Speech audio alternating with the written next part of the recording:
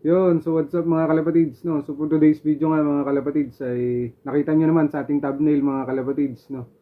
So libreng paggawa ng Pigeon ID mga kalapatids na ganito, ganyan, ganyan, at ganyan mga kalapatids. So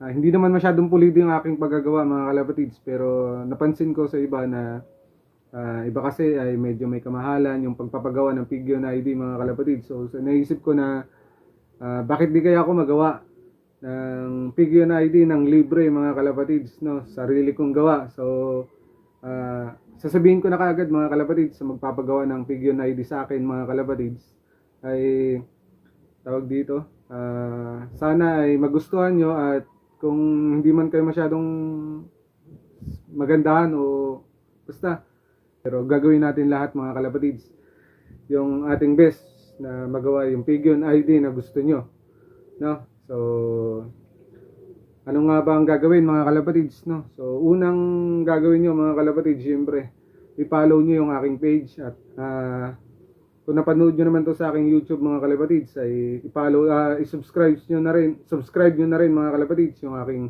YouTube account mga kalapatids, no?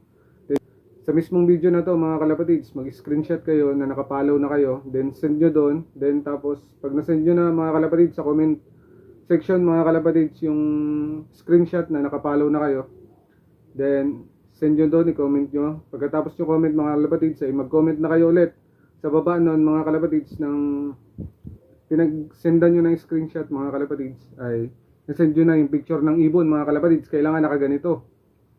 Yan, kailangan malinaw din mga kalapatids para makuha natin ng maganda. Tapos yung ring number niya mga kalapatids, picturean nyo. Lapitan nyo yung camera, i-picture nyo doon sa may paa ng kalapati na may ring. Yung ring niya mismo rin.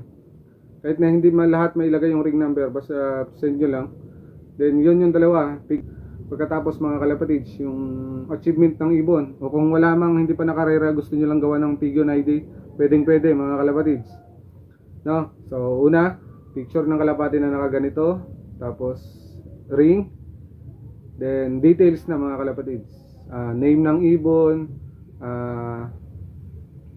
kung anong achievement ng ibon na napanalunan. Tapos sa mga gusto magpagawa ng Pigeon ID na hindi na ilaro, gusto nyo lang yung gawa nyo yung stock bird nyo mga kalapatids, gawa natin. So ring number, picture, name, pangalan ng ibon, achievement, yun lang mga kalapatids. Tapos okay na. Basta huwag lang kakalimutan mga kalapatids na i-share tong video na to, ha. Share and follow. Tapos screenshot mga kalapatids. Maraming salamat. Comment lang. Bye.